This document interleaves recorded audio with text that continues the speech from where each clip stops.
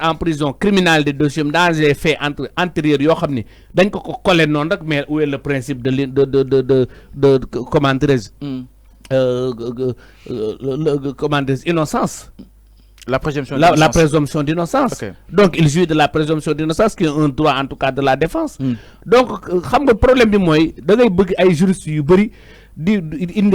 on n'est pas dans une situation de droit normal. On est dans une situation de forte politisation, de forte juridisation des affaires politiques. C'est le problème. La justice, beaucoup utilisée, il y a un problème, il y a problème. Actuellement fi ñu tollu nañu libérer les prisonniers de gis nga bu may sétane la caravane de la liberté. Non sa xol bi da fay jeex parce que y a beaucoup d'alarmes. Il y a beaucoup d'alarmes. Les gens pleurent. Il y a beaucoup d'alarmes. Il faut que le président de la République mu am élégance génn ñi ci prison bi bàyyi leen ñu dem voter ji.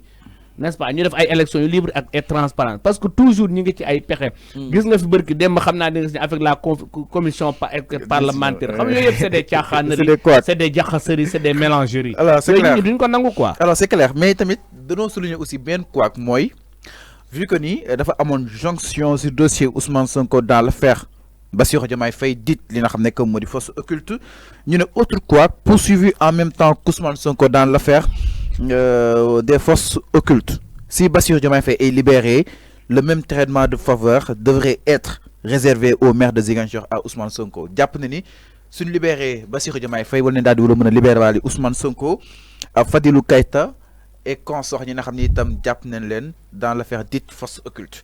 Loolu tamit ban analyse nga si am.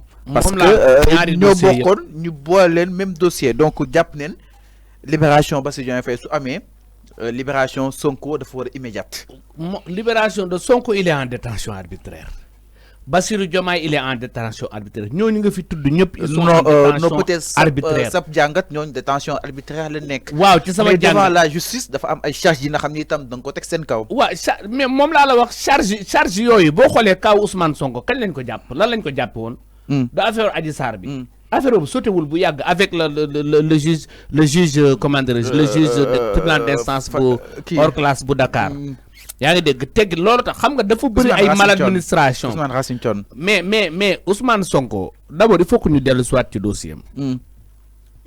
Lan moo tax conseil constitutionnel invalide candidature am mais tegu ko ci dëgg. Mame Mbaye Niang. Parce que affaire Mame Mbaye Niang c'est une procédure toujours en cours parce que y a le rabat d'arrêt.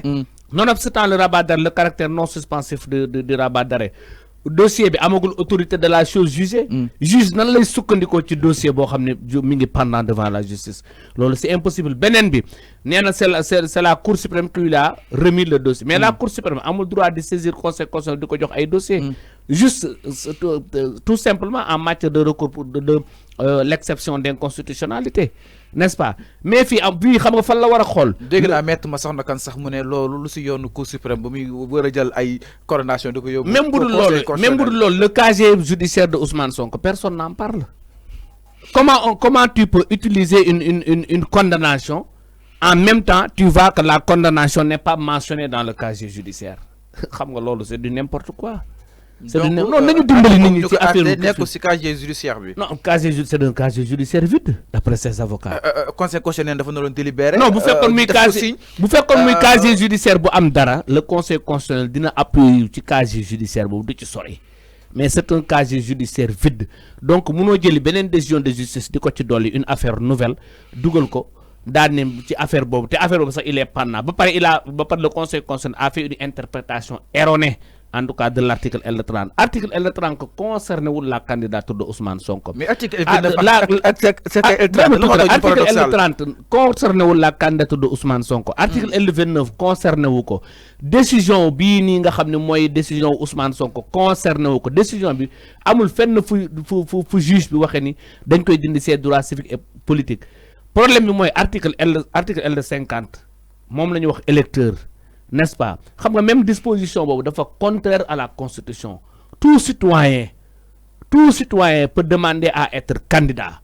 Macky Sall ak son régime ñoom ñoo si dugal tout citoyen électeur ba pare dem di wuti ay loi dem di wuti également ay condamnation pour ñu dindil leen seen qualité d'électeur amuñu ko ñu daw dem assemblée nationale dugal fa procédure bi laa nekk bu ko dagg ñu daw dem assemblée nationale dugal fa article 30 ak article L31 changé waat ko en 2021 indi article 29 ak article L30 toutes ces dispositions yooyu ce sont des dispositions contraires à la constitution. Ben ko yóbboo conseil constitutionnel dafa déclaré incompétent comme à l'époque ils étaient toujours incompétents. Actuellement l'histoire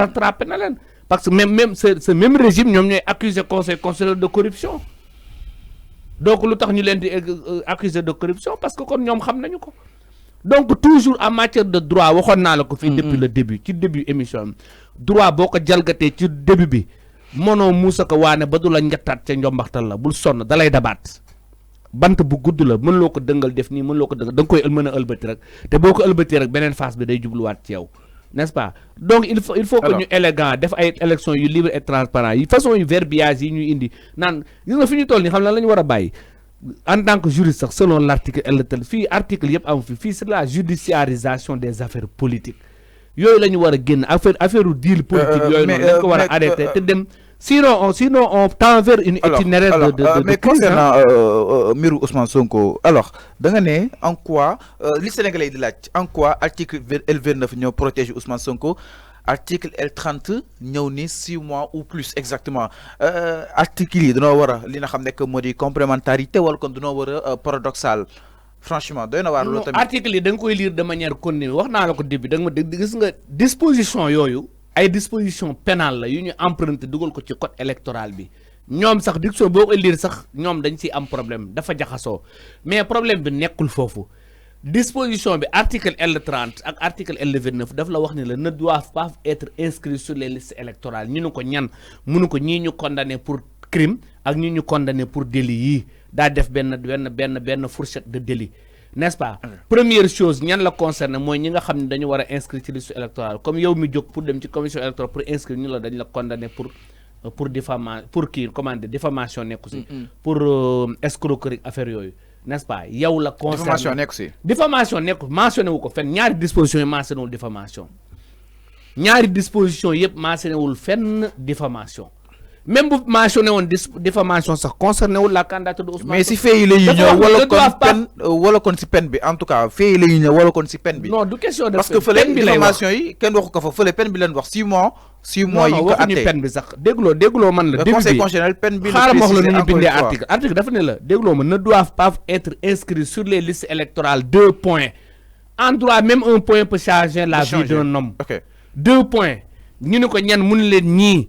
ñi commettre infraction bi ñu ne ko ak ban peine mu ni peine 6 mois ou égal et cetera concerné wul Ousmane Sonko ñi mu concerné mooy yow mi jóg di inscrire l'article les dispositions dañ ko bindee par méchanceté mais les dispositions ont été mal écrites le législateur a mal écrit parce que dañuy dem toujours ak vitesse ak précipitation ak acharnement yooyu la ñu war a corriger actuellement le président de la République yooyu la war a corriger avant muy dem parce qu'il y a beaucoup de maladministration, il y a beaucoup d'injustice dans ces affaires de dossiers juridiques. Alors, exactement par rapport à ce que je rappelle que nous sommes avec le docteur Mbaye Cissé. Mais docteur, est-ce que la Sénat peut réagir ou si li nga xam ne que moo di la libération bu Bassirou Diomaye Faye en quoi l'intervention de la Sénat est-elle imminente? non Sénat mënu ci dara loolu seul Sénat peut-être mën na si def parce que ñoo dégg nga jëmmatee ñoom jàpp ni Sénat mën na ñëw peut-être bind benn demande peut-être pour égalité en tant que moom organe mais qui gère affaire bi c'est la cour d'appel ñoom ses avocats loolu c'est affaire judiciaire avocats yi ñoom ñoo koy topp pour sa libération, n'est-ce pas, avec l'appui peut-être de la Sénat, avec l'appui de l'administration électorale, n'est-ce pas? Mais le fait, en tout cas, parce que c'est pendant devant la justice. En tout cas, dans l'inchi peut-être de faut compliquer parce que c'est judiciarisation des affaires politiques. Mon neexul la traité quoi. C'est clair. Dafa neexul la traité. Moi tax bëgguma sax chaque jour juriste génn di ci wax comme si on était dans une situation normale. On n'est pas dans une situation normale. Et on est dans une situation de forfaiture. On est dans une situation de violation manifeste et de détournement de procédure. Bassirou Diomaye Faye kaam dafa am détournement de procédure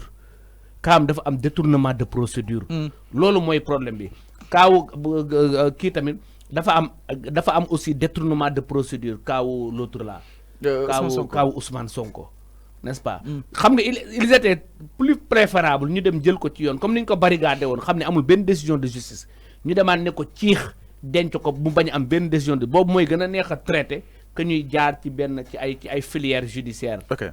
Alors c'est clair exactement. Donc aujourd'hui la décision du Conseil constitutionnel, nul ne peut le contester, protégé par l'article L92. Waaw, les décisions c'est fini. Les décisions du Conseil constitutionnel ne sont susceptibles d'aucun recours. Ok, c'est clair. Amul recours parce que Conseil constitutionnel ñoom seeni décision bul fàtte ne Conseil constitutionnel ñoom c'est la Constitution qui les protège. Parce que daf leen di considérer en son article 6 comme les institutions de la République. Ok. Moom mooy la haute presque institution de la République. Conseil constitutionnel. N'est-ce pas.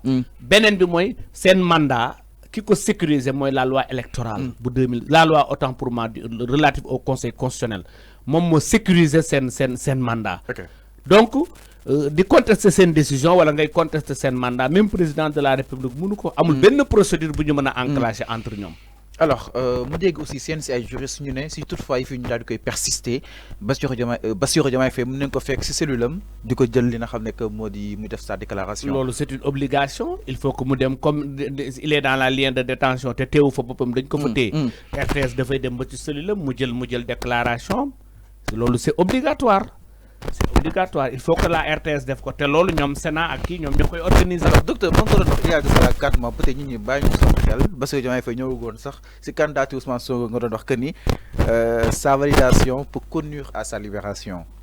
Effectivement validation candidature ça justifie automatiquement sa libération provisoire. Parce que question présidentielle la ñu wax élection présidentielle. Élection présidentielle nag dañ koy càmbar ci ay dossiers. du n'importe qui gis nga procédure bi ni mu rigoureuse woon. ba ñu valider candidature am kon ça veut dire que ni kii am na peut-être benn début d'immunité.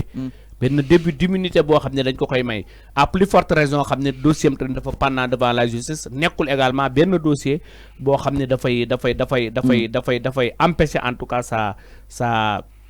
sa libération provisoire peut-être dans la procédure normale comme li ñu wax rek mooy ko ñu entendre te kenn entendre au fond mais erreur boobu du ci moom erreur justice la ba Diomaye Faye li ko doon topp mooy outrage à magistrat loolu ñëpp jàpp dañu dem biir fekkaat ko ci prison woowaat ko di ko fàttali yeneen fee yoo xam ne laalewu ci taqewu ci. C'est clair.